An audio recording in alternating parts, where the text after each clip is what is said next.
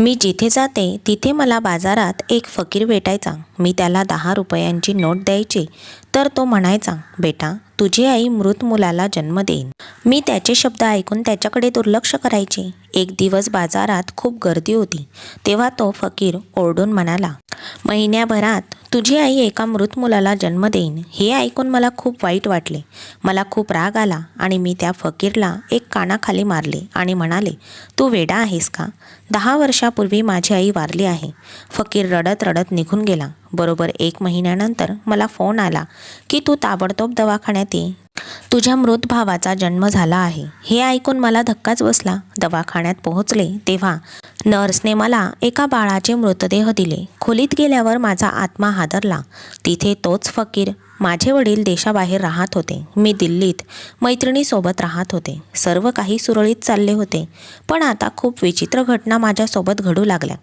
मी जेव्हाही बाहेर जाते तेव्हा असे वाटते की कोणीतरी माझ्यावर लक्ष ठेवून आहे. पण जेव्हा मी मागे वळून पाहते तेव्हा मागे कोणीच नसते. मी विचित्रपणे गोंधळात अडकले होते. माझी चांगली नोकरी होती. वडीलही मला दर महिन्याला चांगली रक्कम पाठवत असत. मी मुक्त पक्षासारखं आयुष्य जगत होते. पण आता असं वाटतंय की कोणीतरी माझ्या मागे येते. पण माझा प्रत्येक प्रयत्न अयशस्वी होत होता आणि माझ्यावर गुप्तपणे लक्ष ठेवणारा कोण आहे हे मला कळतच नव्हते. मी हे माझ्या मैत्रीण प्रियाला देखील सांगितले होते की मला असे वाटते की कोणीतरी माझ्या मागे येत आहे. परंतु मला माहीत नाही की ती व्यक्ती कोण आहे. मी जेव्हा पाहते तेव्हा तिथे कोणीच नसतं. त्यावर माझी मैत्रीण प्रिया हसली आणि म्हणाली, विनाकारण भ्रम निर्माण करू नकोस. तुझ्या मागे कोण येईल? हा माझा भ्रम समजून ती मला हसली आणि तिने मला टाळले. मी पण या प्रकरणाचा खूप विचार करत आहे असे समजून ही गोष्ट माझ्या मनातून काढून टाकली. दुसऱ्या दिवशी मी घरापासून थोडे दूर गेले तेव्हा मला एक गरीब फकीर दिसला. त्याचे कपडे फाटलेले होते. त्याच्या चेहऱ्यावर गरिबी स्पष्ट दिसत होती. मी आपल्या पाकिटातून पर्स काढली आणि 10ची नोट त्या फकीर बाबाला दिली. नोट बघताच भिकाऱ्याच्या चेहऱ्यावरचे भाव बदलले. जणू त्याला इतक्या पैशांची अपेक्षाच नव्हती. पण असे असूनही त्याच्या चेहऱ्यावर हसू होते आणि तो माझ्याकडे पाहू लागला. पण मला त्याच्या डोळ्यातील चमक खूप विचित्र वाटली. मी फक्त पुढे जाण्याचा विचार करत होते तेव्हा तो माझ्याकडे पाहू लागला. तो माझ्या जवळ आला आणि म्हणाला, मुलगी तुझी आई एका महिन्यानंतर मेलेल्या मुलाला जन्म देईन. असे म्हणत त्याने माझ्याकडे विचित्र स्मित हास्य केले आणि तिथून निघून गेला. पण त्याचं बोलणं ऐकून माझ्या पायाखालची जमीनच सरकली. कारण माझ्या आईच्या निधनाला 10 वर्ष झाली होती. तो फकीर काय बोलला असं कसं शक्य आहे? ही फक्त एक संभाव्य गोष्ट होती. तो जे बोलला त्यात मला काही मुद्दा दिसत नव्हता. आधी मला आश्चर्य वाटले होते. आता विचार केल्यावर मी जवळजवळ रागाने वेडी झाले होते. कारण त्या फकीरने जाणून बुजून किंवा न कळत माझ्या मृत आईवर आरोप केले होते. कोणास ठाऊक तो मानसिकदृष्ट्या आजारी असेल म्हणूनच त्याने हे सर्व सांगितले असावे. स्वतःला समजवताना मी माझ्या मनातील प्रत्येक विचार झटकून टाकला आणि मी पुढे जाऊ लागले. पण मग दिवसभर इच्छा नसतानाही मी त्याच फकीर बाबाचा विचार करत राहिली. दुसऱ्या दिवशी जेव्हा मी घरातून बाहेर पडले तेव्हा तोच फकीर पुन्हा माझ्या समोर आला आणि आजही जेव्हा मी त्याला पैसे दिले तेव्हा तो तेच म्हणाला, मुली 1 महिन्यानंतर तुझी आई मृत मुलाला जन्म देईन. त्यावेळी मी त्याच्याकडे दुर्लक्ष केले आणि एक हलकी नजर त्याच्याकडे बघत पुढे सरकले. कारण मला वाटलं की तो वेडा आहे जो असं बोलत आहे. मी त्याच्याकडे लक्ष दिले नाही. पण आजही त्याच्या चेहऱ्यावर मला तेच विचित्र हसू दिसलं. मी माझ्या मनातून हे विचार बाहेर काढले आणि माझ्या कामाला लागले आणि माझे सर्व लक्ष माझ्या कामावर केंद्रित करू लागले. पण यश मिळाले नाही. तो माणूस मला रोज एकच गोष्ट सांगत होता. त्याचा हेतू काय होता? तो खरंच वेडा होता का? की तो माझ्यासमोर हे सगळं करण्याचा आव आणत होता? की त्याचा हेतू आणखी काही होता? माझी आई 1 महिन्यानंतर मेलेल्या मुलाला जन्म देणार आहे हे सांगण्यामागचे त्याचे कारण काय? त्याची काही मजबुरी होती का? हे सगळं तो फक्त मलाच सांगायचा का? इतरांना का नाही सांगायचा? पण कुणास ठाऊक तो इतर लोकांनाही सांगत असेल का? मी कोणती त्याच्यासोबत असते. मला शांतता मिळावी म्हणून मी स्वतःलाच खोटं खोटं समजवण्याचा प्रयत्न करत होते. दुसऱ्या दिवशी मी माझ्या मैत्रिणीसोबत जत्रेत गेले होते. मी म्हणाली, यार बघ किती छान आहे सगळं इथे. प्रिया तिचा आनंद व्यक्त करत इकडे तिकडे मोठ्या आनंदाने हिंडत होती आणि सर्व काही बघत होती. 2 महिन्यांनी तिचे लग्न होणार होते. ती म्हणाली, लग्नापूर्वीची वेळ मजा करायची असते. यानंतर तुझे दाजी मला कुठेही जाऊ देणार नाहीत. या माणसांचा एक विचित्र स्वभाव असतो. तिचा आनंद पाहून मलाही आनंद झाला, पण तिचे बोलणे ऐकून मी म्हणाले, बंद कर हं. तू सर्व पुरुषांना एका पाळण्यात तोलायला लागले आहेस. तो तुझा बालपणीचा प्रेमी आहे, म्हणून तुला त्याचा स्वभाव माहीत आहे आणि तो तर तुझ्यावर प्रेम करतो. कोणी अनोळखी मुलगा कसा आहे कोणास ठाऊक. निदान तुला हे तरी माहीत आहे की तो कशात आनंदी असेल आणि कशावर त्याला राग येईल. म्हणूनच तू त्याला राग येईल अशा गोष्टी करू नकोस. त्याचे मन आनंदी ठेव. मी हसत म्हणाले आणि जशी माझी नजर समोर गेली, माझी नजर समोर जाताच माझे डोळे आश्चर्याने फाटले, कारण तोच वेडा माणूस कोपऱ्यात कुठल्या तरी माणसाशी बोलण्यात गुंग होता. चांगल्या मुद्रेत उभा होता. मी प्रियाचं लक्ष त्याच्याकडे वेधण्याचा प्रयत्न केला, पण प्रियाने बघितले तोपर्यंत तो माणूस तिथून गायब झाला होता. मी चकित झाले. हे कसे होऊ शकते? हा भिकारी एवढ्या छान कपड्यात उभा राहून कुणाशी तरी बोलत होता. मी प्रियाला म्हणाले, तो फकीर एवढ्या छान कपड्यात उभा राहून कुणाशी तरी बोलत होता आणि तो माणूस तोच आहे जो मला रोज भेटून सांगतो. आता मी घाईघाईत काहीतरी बोलत होती. माझा चेहरा फिका पडला हे बघून प्रिया माझ्याकडे वैतागून बघू लागली होती. काय झालं? तुझा चेहरा इतका फिका का आहे आणि तू कोणत्या फकीराबद्दल बोलतेस? प्रियाने मला विचारलं आणि अचानक मला माझ्या घाई आणि मानसिक स्थितीचा राग आला. मी हे प्रियाला आधीच सांगितले होते, मग आता सांगायला काय अडचण आहे? म्हणून मी पटकन म्हणाले की तिथे तोच माणूस उभा होता जो फकीर मला रोज सांगतो की 1 महिन्यानंतर माझी आई मेलेल्या मुलाला जन्म देईन. त्यावर ती मला म्हणाली, होय, तो वेडा आहे. त्यात काय विचित्र आहे की तुझ्या चेहऱ्यावरचा रंग उडालेला आहे? प्रिया सामान्य शब्दात म्हणाली. मी म्हणाले, अरे तू पाहिले नाही का? जेव्हा मी त्याला पाहिले त्याने सूट बूट घातले होते आणि तो तिथेच उभा राहून एका माणसाशी बोलत होता. पण माझे म्हणणे ऐकून ती थोडा वेळ गप्प राहिली आणि नंतर हसायला लागली. तुला म्हणायचे आहे की एका भिकाऱ्याने आपला पाठलाग केला आहे आणि आता तो तिथे सूट बूट घालून उभा आहे. तो कुणाशी बोलतोय? तू वेडी झाली आहेस का? हे सगळं करून त्याला काय मिळणार आहे आणि भिकाऱ्याला सूट बूट कुठून मिळणार? याचा अर्थ खरं तर ना, या भिकाऱ्याबद्दल तुला तुझ्या मनात जास्तच विचार केलेला आहे की प्रत्येक माणसात तुला त्या फकीराचा चेहरा दिसतो. हा सगळा तुझा भ्रम झाला आहे आणि मला वाटतं तुझी तब्येत बरी नाही. चल घरी जाऊया. या सगळ्या गोष्टी तिने माझ्या मनातील काल्पनिक समजल्या आणि यावेळी मला घरी जायला सांगितले. तिने मला आराम करायला सांगितले आणि ती दुसऱ्या बेडवर गेली. आम्ही दोघेही एकाच कंपनीत काम करायचो. आम्ही जेव्हा पुण्यात आलो, माझी आणि प्रियाची एकच अडचण होती आणि ती म्हणजे कुठे राहायचे, ठिकाणा कुठे शोधायचे. आमच्यात चांगलीच मैत्री होऊ लागली होती, म्हणून आम्ही दोघांनी मिळून एका छोटासा फ्लॅट घेतला होता. त्यात आम्ही दोघे एकत्र राहत होतो. आम्हाला कोणतीही अडचण नव्हती. आम्ही एकमेकांना आधार दिला होता. मला झोप लागली, पण झोपेतही मला त्याच फकीरबद्दल एक भयंकर स्वप्न पडले. तो एका अतिशय विचित्र दिसणाऱ्या मुलाला घेऊन माझ्या दिशेने येत होता. मी घाबरून त्याच्यापासून दूर पळत होते आणि माझी असहाय्यता पाहून फकीर म्हणू लागला. त्याच क्षणी सर्व काही बदलले होते. आता ते मूल माझ्या आईच्या हातात होते. ती ओरडत होती आणि म्हणत होती, हा तुझा भाऊ आहे, तू त्याची खुनी आहेस. आणि मी अचानक किंचाळून जागी झाले. माझी मैत्रीण प्रियालाही माझा आवाज ऐकू आला. ती पटकन माझ्या पलंगावर आली. तिने पाण्याचा ग्लास माझ्या हातात दिला. मी निराशेने एका दमात पूर्ण ग्लास संपवला. प्रियाने माझ्याकडे मोठ्या आश्चर्याने पाहिले. मी म्हणाले, प्रिया, मी खूप भयानक स्वप्न पाहिले आहे. स्वप्नात तोच फकीर आला होता आणि माझी आई पण आली होती. ती मला त्या मुलाचा खुनी म्हणत होती, पण मी एकही खून केलेला नाही आणि माझी आई मेली आहे. हे सर्व कसं शक्य आहे? प्रिया, मला वेळ लागणार आहे. प्रिया तिचे केस मुठीत धरून म्हणाली होती, तू आराम कर. खरं तर तू त्या फकीरबद्दल वारंवार बोलून आपली तब्येत खराब केली आहेस. त्याचा परत परत विचार करून तुला वाईट स्वप्न पडत आहेत. तू झोप, मी तुझ्याजवळ आहे. तिने मला सांत्वन दिले. मी विचार करता करता झोपून गेले होते, पण दुसऱ्या दिवशी माझे संपूर्ण अंग प्रचंड तापाने फणफणले होते आणि यावेळी माझ्या जिभेवर फक्त आईचे नाव होते. प्रियाने या कठीण काळात माझी खूप काळजी घेतली. ती मला डॉक्टरांकडे घेऊन गेली होती. तेव्हा तिने सांगितले की मला त्या गोष्टीचा खूप ताण आला आहे, त्यामुळे मी खूप मानसिक दडपणाखाली आहे. प्रियाने माझ्या डोक्यावर थंड पाण्याच्या पट्ट्या ठेवल्या. संध्याकाळपर्यंत मला थोडं बरं वाटलं होतं. दुसऱ्या दिवशी मी पूर्ण बरी झाले होते. घरातून निघून ऑफिसला गेले. माझे काम आटपले. आता मी त्या फकीरला माझ्या मनातून पूर्णपणे काढून टाकलं होतं. सुट्टीची वेळ झाली होती. तेव्हा मी बाजारात गेले. मला स्वतःसाठी काहीतरी खरेदी करायचे होते. निघाल्याबरोबर मी स्वतःसाठी खूप शॉपिंग केली. मग मला असे वाटले की कोणीतरी माझ्या मागे येत आहे, पण मी मागे वळून पाहिले तर तिथे कोणीच नव्हते. मी सर्व शॉपिंग केल्यानंतर भूक लागल्याने मी ठरवले तिथे काहीतरी खाऊन घेऊया. मार्केटच्या मधोमध मला प्रियाही भेटली. आम्ही बसून जेवत होतो तेव्हा मला तिथेच तोच फकीर दिसला. यावेळी मी माझ्या पाकिटातून 100 रुपयाची नोट काढली आणि त्याला दिली. मग प्रियाने 100 रुपयाची नोट त्याच्या हातात दिली आणि म्हणाली, माझ्या भावी नवऱ्याने माझ्यावर खूप प्रेम करावे आणि आमचे वैवाहिक आयुष्य खूप प्रेमाने आणि आनंदाने भरलेले असावे. फकीर बाबाने तिला आशीर्वाद दिला आणि भरलेल्या बाजाराच्या मध्यभागी तो ओरडला, परंतु 1 महिन्यानंतर ह्या मुलीची आई मेलेल्या मुलाला जन्म देईन. एवढ्या गर्दीत त्याच्या तोंडून माझ्या आईबद्दल असे शब्द ऐकून मला राग आला आणि मी त्याच्या तोंडावर चापट मारली. मी म्हणाले, तुझा मूर्खपणा थांबव. माझ्या आईला मरून 10 वर्ष झाले आहेत आणि तू माझ्या मृत आईसाठी असे शब्द वापरत आहेस.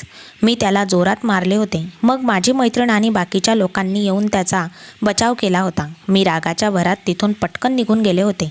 मला स्वतःवर नियंत्रण ठेवता आले नाही. जर तो माणूस माझ्यासमोर आला असता तर मी त्याला मारले असते.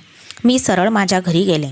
माझ्या आईच्या फोटोसमोर उभी राहून खूप रडले होते. मी माझ्या आईवर खूप प्रेम करत होते आणि ती व्यक्ती माझ्या आईसाठी असे चुकीचे शब्द वापरले तर मला खूप राग येत होता. पण मी असहाय्य होते. मला काय करता आले असते. म्हणूनच आज मला खूप राग आला होता. अशा स्थितीत मी त्या फकीरकडे हात वर केला. पण तो माणूसही खूप विचित्र होता. तो कधी फाटक्या कपड्यात तर कधी सूट बूट घालून यायचा. शेवटी त्याचा मला माझ्या आईबद्दल अशा गोष्टी सांगायचा हेतू काय होता? त्याला माझ्याकडून काही हवे होते का?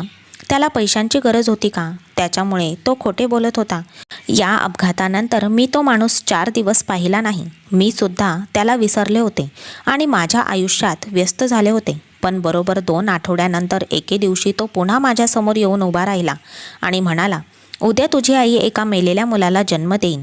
तो खूप घाबरला होता. त्याने आपला चेहरा कपड्याने झाकून ठेवला होता आणि मला हे सांगताना सतत तो इकडे तिकडे पाहत होता. जणू त्याला कोणाची तरी भीती वाटत होती. त्याच्या बोलण्यावर मला खूप राग आला होता. पण आता मी त्याची अवस्था बघितली. तो खूप वाईट अवस्थेत होता. त्याचे ओठ कोरडे पडले होते, जसे की त्याने काही खाल्ले पिले नाही. मी त्याला सांगण्याच्या आधीच त्याने काय पाहिले होते माहीत नाही आणि मला माझा नंबर विचारू लागला. त्याचा चेहरा भीतीने पांढरशुभ्र झाला होता. त्यानंतर तो पटकन तिथून पळून गेला. मी त्याला माझा फोन नंबर सांगितला. मी आजूबाजूला पाहिले तेव्हा मला संशय येईल असे काहीच सापडले नाही. जेव्हा त्याने माझा नंबर मागितला तेव्हा मी त्याला माझा नंबर दिला. पण आता मला माझाच राग आला होता. मी त्याला माझा नंबर का दिला? पण तो माझा नंबरचे काय करणार आहे? असो, मी या सर्व गोष्टी माझ्या मनातून झटकल्या आणि घरी आले. जेवण करून थोडा वेळ झोपले. संध्याकाळी उठल्यावर घरासाठी काही महत्त्वाचे सामान आणायचे होते. ते घेण्याच्या उद्देशाने मी बाजारात गेले. मी नुकतीच आले होते की माझी नजर रिक्षात बसलेल्या एका बाईवर पडली. तिला पाहून मी तिच्याकडे बघतच राहिले. ती हुबेहूब माझ्या आईसारखीच होती. ती बाई रिक्षात बसली होती. तिच्या चेहऱ्यावर वयाच्या खुणा दिसत होत्या. तिचा चेहरा जरा कोमेजलेला होता, पण कदाचित ती प्रेग्नेंट असावी. मी स्तब्धपणे तिच्याकडे पाहत होते. ती माझ्या आईसारखीच होती. पण ती माझी आई कशी असू शकते? माझी आई मला वयाच्या 10व्या वर्षी सोडून गेली होती. मी पटकन त्या रिक्षाच्या दिशेने चालत होते. तेवढ्यात दुकानदाराने माझा हात धरला आणि म्हणाला, मॅडम, जो सामान घेतला आहे त्याचे पैसे तर द्या, मग जा. मी पटकन पर्समधून पैसे काढले आणि त्या माणसाला दिले. पण तेवढ्यातच ती रिक्षा कुठे गेली माहीत नाही. मी तिला इकडे तिकडे शोधण्याचा खूप प्रयत्न केला, पण मला तो रिक्षेवाला कुठेच दिसला नाही. आता त्या फकीरच्या बोलण्यावर मला विश्वास ठेवण्यासारखं वाटत होतं. ती बाई खरंच माझी आई होती का? की फक्त माझ्या डोळ्यांचा भ्रम होता? या संभ्रमात मी घरी आले होते. माझे भूतकाळातील आयुष्य माझ्या मनाच्या पडद्यावर फिरत होते. मी 10 वर्षाचे होते. एके दिवशी माझे वडील रडतच घरी आले आणि म्हणाले, बेटा, तुझ्या आईचा अपघाती मृत्यू झाला आहे. अपघातामुळे तिचा चेहरा विद्रूप झाला होता. तिचे संपूर्ण शरीर ठेचले गेले होते. मी तिचे अंतिम संस्कार केले आहे. तू आता आईशिवाय राहिली आहे. माझी मुली, बाबांनी मला मिठी मारली आणि माझे सांत्वन केले. ते स्वतःही रडले. आईच्या मृत्यूची बातमी ऐकून मी खूप रडले होते. माझ्या आईचे माझ्यावर खूप प्रेम होते. तिने मला क्षणभरही तिच्या नजरेआड होऊ दिले नव्हते. त्या दिवशी माझ्या वडिलांनी माझ्या आईला जबरदस्तीने नेले होते. आईला जायची इच्छा अजिबात नव्हती. तरी वडिलांनी बळजबरीने तिला खरेदी करून देतो असे सांगून घराबाहेर नेले होते. आई म्हणाली, मी माझ्या मुलीला सोबत घेईन. पण वडील म्हणाले, रुपालीला इथे घरी सोड. आपण लवकरच परत येऊ. मी घरी एकटीच राहिले होते. मी तेव्हा खेळण्यामध्ये व्यस्त होते. तेव्हा माझे बाबा आले आणि मला ही वेदनादायक बातमी सांगितली. मी बरेच दिवस आईची आठवण करून रडत होते. बाबांनी मला त्यावेळी खूप साथ दिली होती. हळूहळू माझ्या आईच्या वियोगाचे दुःख कमी होऊ लागले. माझ्या वडिलांनी मला बोर्डिंग स्कूलमध्ये प्रवेश मिळवून दिला. ते मला तिथे कधी कधी भेटायला यायचे आणि मी 18 वर्षाची असताना बाबा परदेशात असे सांगून गेले की परदेशात माझा जास्त प्रमाणात बिझनेस आहे, मला तिथे जावं लागेल.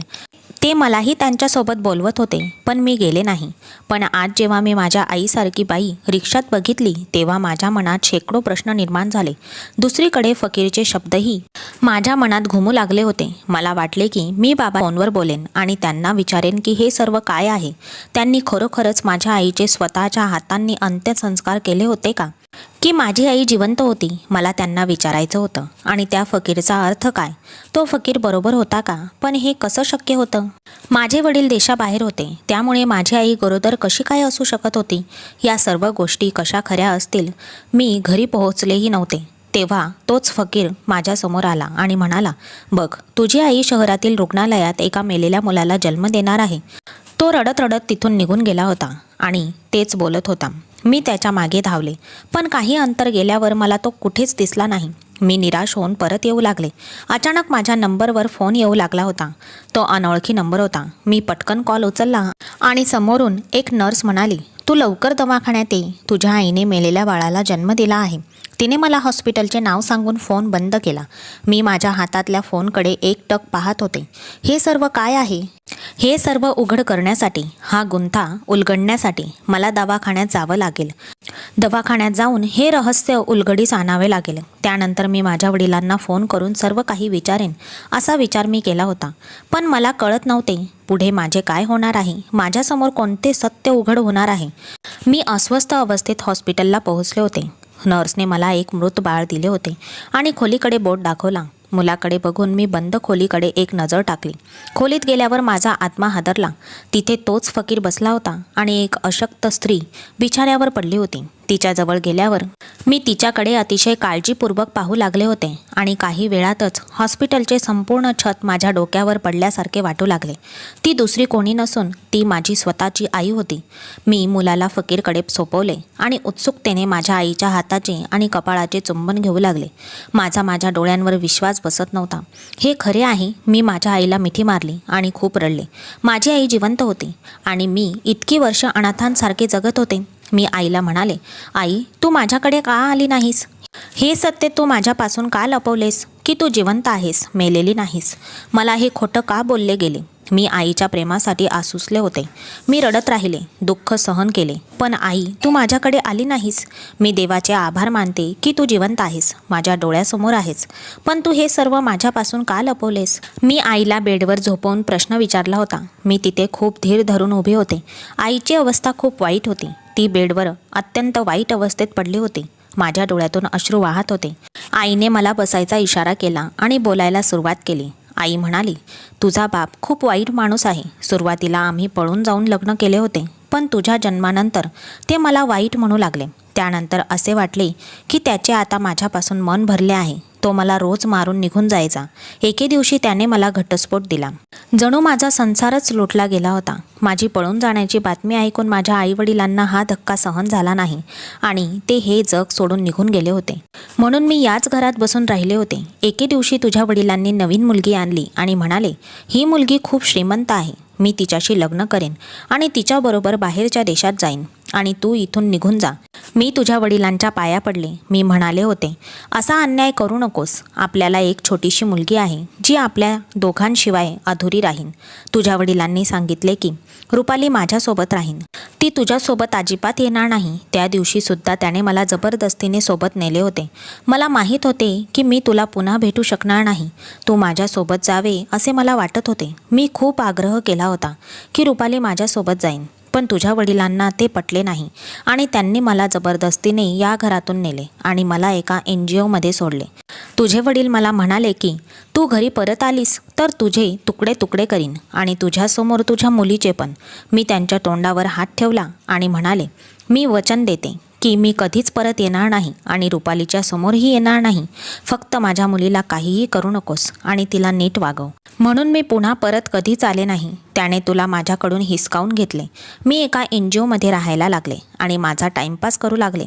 पण NGOमध्ये लांडगे राहत होते. ते मला माहीत नव्हते.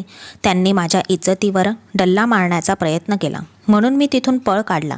आता मी बेघर झाले होते. मग मला मोहन भेटला, जो गरीब होता, पण त्याने मला राहण्यासाठी जागा दिली आणि नंतर काही महिन्यांनी माझ्याशी लग्न केले. जेव्हा तुझ्या वडिलांना हे कळले तेव्हा तो तिथेही माझा शत्रू झाला आणि मोहन जिथे जिथे काम करू लागला तिथे त्याने अफवा पसरली आणि त्याला कामावरून काढून टाकले गेले. मी मोहनला मूल होण्याचे सुख देऊ शकले नाही. प्रत्येक वेळी माझे मूल माझ्या पोटातच मरायचे आणि आज इतक्या वर्षानंतर देवाने मला मूल जन्माला घालण्याचे सुख दिले. पण मेलेल्या मुलाचा जन्म झाला. डॉक्टरांनी आधीच सांगितले होते की हे मूल जिवंत जन्माला येण्याची शक्यता फारच कमी आहे.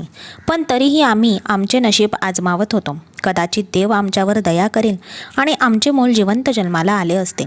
पण शक्यता कमी होती. मोहनकडे खाजगी रुग्णालयात उपचार करण्यासाठी पुरेसे पैसे नव्हते, म्हणून त्याने तुला खूप सांगण्याचा प्रयत्न केला. मोहन स्वतः तुला काही उघडपणे सांगू शकत नव्हता, कारण तुझ्या वडिलांनी तुझ्यावर नजर ठेवण्यासाठी अनेकांना इथे सोडले आहे. त्याला संशय आला होता की तुला कधीच सत्य कळू नये आणि तुझ्याकडे जे काही पैसे आहेत ते तू तुझ्या आईवर खर्च करू नयेत. तुझा बाप आपल्या नवीन बायकोसोबत बाहेर मजा करतोय आणि बायकोच्या सांगण्यावरून तुला स्वतःपासून दूर ठेवतोय. तुझी जबाबदारी मला दिलेली असती तर मी असे बेडवर पडलेले नसते. माझी आई रडायला लागली. आता मला स्वतःचाच तिरस्कार वाटू लागला होता. मी माझ्या आईला आणि तिच्या पती मोहनला माझ्या फ्लॅटवर आणले. माझ्या खात्यात इतके पैसे जमा झाले होते की मी एक फ्लॅट घेऊ शकेन, कारण वडीलही मला दर महिन्याला पैसे पाठवायचे आणि माझी स्वतःची नोकरीही खूप चांगली होती. मी स्वतःचे घर बांधेल असे कधीच विचार केला नव्हता. पण जेव्हा मी माझ्या आईला घरी आणले तेव्हा मी माझा स्वतःचा फ्लॅट घेतला आणि मी माझ्या आईसोबत फ्लॅटमध्ये राहायला लागले.